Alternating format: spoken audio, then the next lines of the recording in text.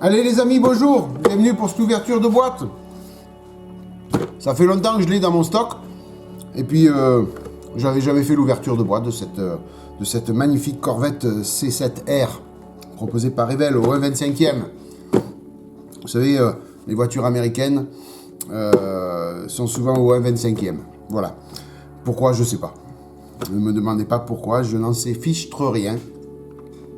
La Corvette C7R proposée par Revell. Voilà, on va faire une rapide petite ouverture de boîte ensemble.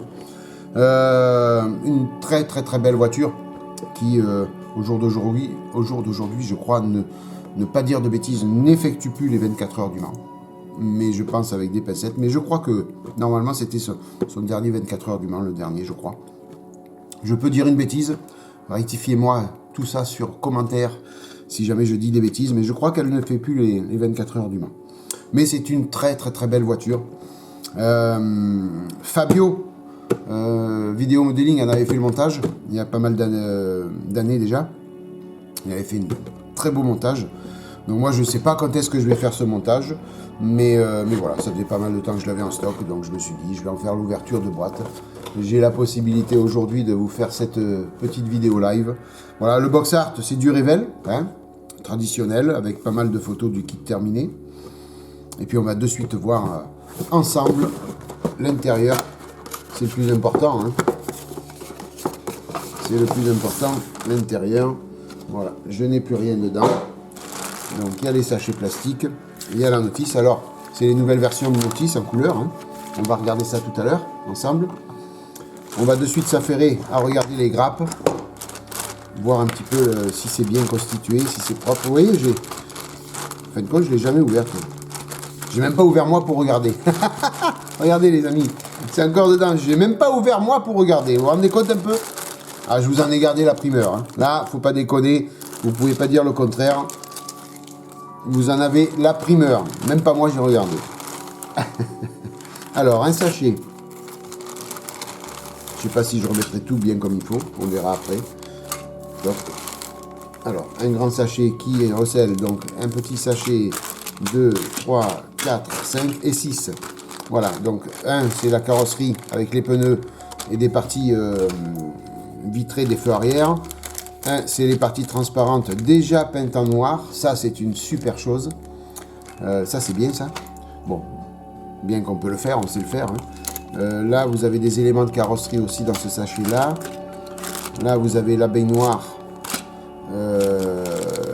Vous avez les jantes. Et puis des parties certainement moteur ou ainsi de suite, et le châssis. Allez, on va ouvrir ça tout de suite, hein, les amis. Allez, hop, c'est parti.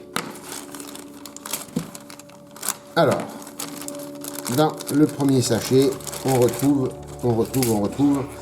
pas mal de petites grappes. Alors, c'est vrai que les grappes, les unes entre elles, c'est pas bon, mais ma foi, ça reste quand même réalisable, il n'y a pas de souci.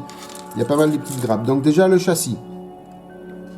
Le châssis par lui-même est très propre, les pastilles d'éjection sont à l'intérieur. Deux petites choses qu'il faudra modifier, enfin que je modifierai moi, après vous n'êtes pas obligé de le faire, c'est ici, les gravures. Voilà, vous avez Made in China 2016, Revell. Et puis ici, TMGM. Donc moi ça, je le penserai.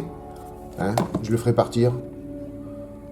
Le jour où je fais ce montage, je fais partir ça et ça à la poubelle, on pense, pour faire un beau petit châssis. Donc le moule est de 2016, donc c'est pas vieux, hein. C'est quand même propre. Voilà, on a des éléments là, donc les disques de frein, voilà, on n'a pas à les monter, ils sont déjà montés, ils sont complets sur les deux triangles de roues, sur les triangles, voilà, c'est fait. Alors la gravure est très propre, on peut s'amuser à faire un dry brush dessus. Vous voyez? Voilà, ça change un petit peu, des fois on les a autrement, mais là c'est comme ça. Bon, pourquoi pas. Ici, certainement les arceaux de sécurité. Alors, moule de 2016, propre. Pas de flash. Des lignes de moulage, bien sûr, on y a droit, c'est obligatoire. Je ne vois pas qui évite les lignes de moulage au jour d'aujourd'hui. Voilà, on a des petits éléments moteurs, les courroies. On a le haut du moteur, des pièces intérieures, le pédalier, le moteur en lui-même, les échappements. Voilà, tout ça, c'est des petits éléments moteurs, en fin de compte. Je ne sais pas comment je vais tout remettre dedans. On verra après, les amis. Je le ferai hors caméra, ça, je vous promets. Sinon, vous allez trop rigoler. Voilà. Alors, ici, je vous ai dit, on avait la baignoire.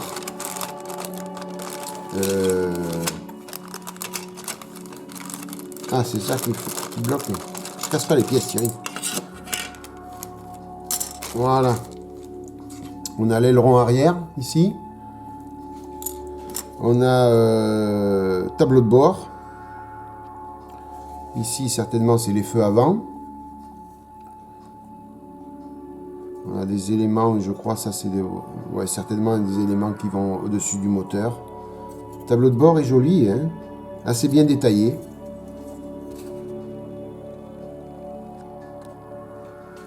Assez bien détaillé. Au niveau du moulage, c'est... Alors, ça se voit que c'est en hiver, j'ai les doigts, ils sont secs, mes amis. Il faut que je mette de la pommade. Je m'excuse, c'est pas trop propre, c'est disgracieux. Mais voilà, c'est l'hiver, on a tous les mains secs. Les mains sèches, Thierry. Voilà, la baignoire en elle-même, ben, jolie aussi. Hein. Il y a pas mal de détaillage dedans. Hein. Pas mal de choses, regardez. On peut faire pas mal de... Un beau petit dry brush dessus aussi, parce qu'il y a pas mal d'arêtes. Non, c'est sympa, hein. Toc. Alors, après, ici, on a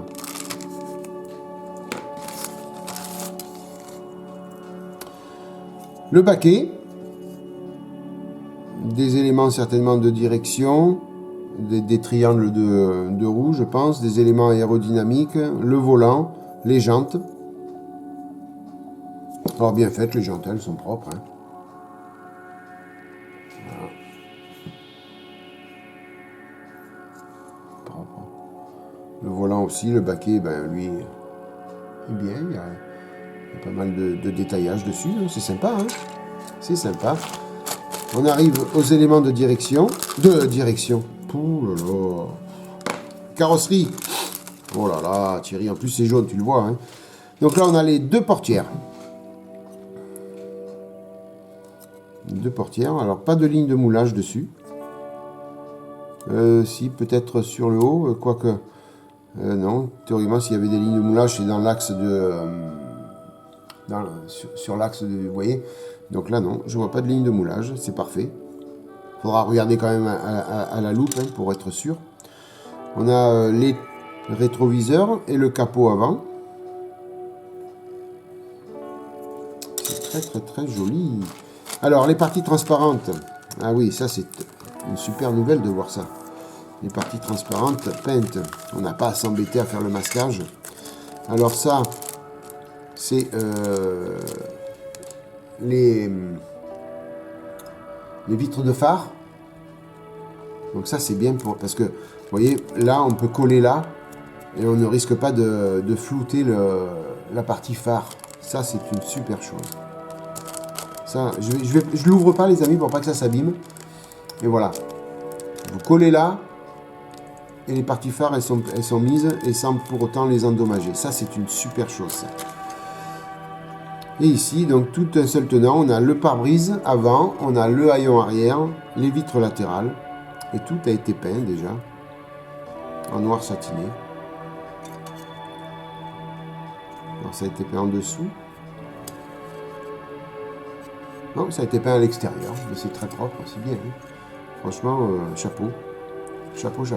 Et là, pareil, hein, on peut coller ici, sans pour autant venir endommager le reste des parties transparentes. Très bien ça. Là, il y a un bon point pour cette maquette. Et pour Revel d'ailleurs. Ça, c'est super bien ça. Ce qu'ils ont fait là. C'est vrai que quand on est aux parties transparentes comme ça, quand on est au moment du masquage, c'est une prise de tête, c'est une prise de risque, c'est hallucinant. On tremble de tous les côtés pour pas louper ces parties transparentes. Parce qu'une fois qu'elles sont loupées, pour les rattraper, bon, on y arrive, mais bon, c'est pas évident. Alors, ici, donc on a les pneus, les feux. Alors, je les démonte pas non plus. Là, ils sont déjà teintés en rouge, donc ça, c'est bien aussi. Voilà, les feux arrière. C'est parfait. On a 2 axes pour les roues en acier. Voilà, c'est de l'acier. Les pneus, que l'on peut ouvrir, pas de problème. Voilà, donc caoutchouc, mou, donc 2 étroits et 2 larges, avec toujours bien sûr là une ligne au centre, une ligne de moulage. Voilà, donc là on la voit. Donc là, ben pareil, hein, ça va être toile émerie, papier abrasif pour retirer ça. Alors je regarde, ça fait un petit creux au milieu, donc ça va pas être évident à retirer bien proprement. Mais on y arrive. Hein. L'idéal, c'est de trouver une jante, une vieille jante qui rentre dedans. Vous mettez ça sur la perceuse et hop, vous faites tourner, puis avec la bande abrasive, on arrive à tout retirer.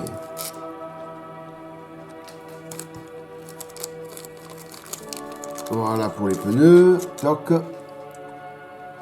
On va en arriver à la carrosserie. Donc carrosserie où il y a juste le capot avant à mettre dessus, quoi, hein, pour la peinture.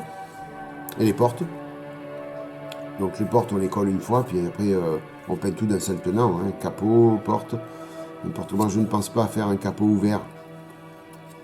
Parce que j'en ai beaucoup des capots ouverts dans les vitrines et ça prend beaucoup de place et puis ça prend la poussière. Donc là, je pense que ça sera tout fermé. Je m'appliquerai quand même sur le moteur, il n'y a pas de souci. Mais ça sera présenté fermé, je pense. Alors, ligne de moulage. Oh, il doit bien y en avoir. Donc là, c'est jaune, on n'y voit pas trop. Ouais, il y en a une ici sur la... Alors, très bien conçue sur l'arête de l'aile. Ici, là. Voilà. Des fois, si vous ne voyez pas à l'œil les lignes de moulage, des fois, quand vous passez le doigt, ça... Vous entendez ? Voilà. Donc la ligne de moulage, elle est là, sur l'arête. Donc ça, c'est bien pour la retirer, pour la matérialiser, c'est pratique. Elle suit là, après, sur l'arête, là.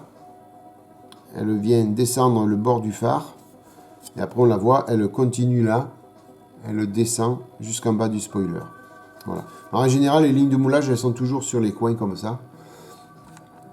Je dézoome pour que vous y voyez mieux. Elles partent de là, et souvent, c'est sur le coin, là. Bon, c'est pas méchant, ça va être vite retiré. J'en vois une aussi là sur les montants ici, de pare-brise. Voilà, il y en a une petite là. Petite de ce côté aussi. Alors, est-ce que ça va être caché avec la portière? Non. Donc, il faudra retirer là, ouais. Voilà. Petite ligne de moulage. Bon, c'est pas méchant, hein.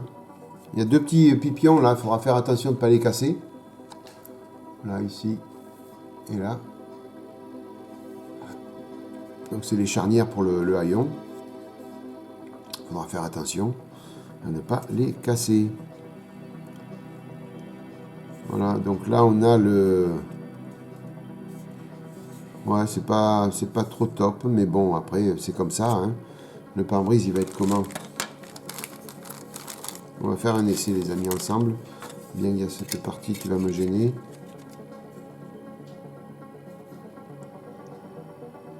Ouais. Vous voyez là, regardez. Je vous montre. Là, ici, là, cette partie-là, c'est l'essuie-glace. Mais il y a une partie ici, là, normalement, c'est le pare-brise. Là, entre l'essuie-glace et la carrosserie. Ouais, c'est pas tip top ça. C'est moins bon parce que, je veux dire, je sais pas, on va voir sur la notice ce qu'il nous conseille. Et voilà, c'est disgracieux. Donc je sais pas si je ne viendrai pas gratter là et laisser un jour entre et laisser l'essuie-glace comme ça vide. Je ne sais pas, je vais voir. Aucune idée encore de ce que je vais faire. Je ne sais même pas d'ailleurs quand est-ce que je vais attaquer ce kit. Donc on verra bien. Voilà pour la carrosserie. Allez, on attaque la notice, les amis. J'en ai de partout sur l'établi. De partout. Alors, les décalques. Donc très très très joli. Donc on a les harnais. À voir, peut-être que je les ferai en tissu. La partie aileron. Il n'y a pas beaucoup de décalques pour une voiture de course, mais c'est bien. Au moins, on ne se prend pas la tête, on n'en met pas beaucoup. Alors, a priori, il n'y a qu'une seule livrée, puisque c'est le numéro 4. Voilà, donc 2017 pour la planche à décalque. C'est propre, c'est fin. Après, c'est Revel qui le fait. Donc, on est habitué à Revel en règle générale. Les planches décalques, elles sont propres. Hein. On a guère de soucis là-dessus. Alors, la notice. On a combien d'étapes là-dessus? 33, 34 étapes. Avec les décalques. Hein. Allez, on va regarder tout ça ensemble. Donc là, comme d'habitude, chez Revel, on a les codes couleurs. Alors, au départ, c'est les explications b.a.-ba des...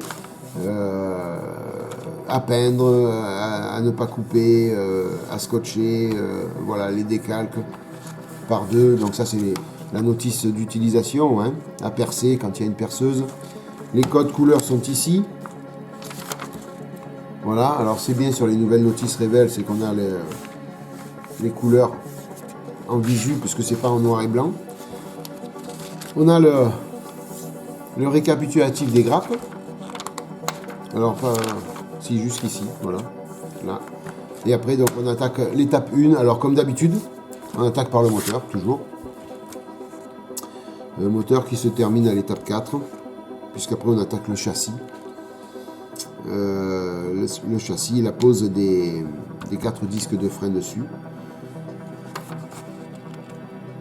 Voilà, un petit détaillage. On pose le moteur sur le châssis à l'étape 6.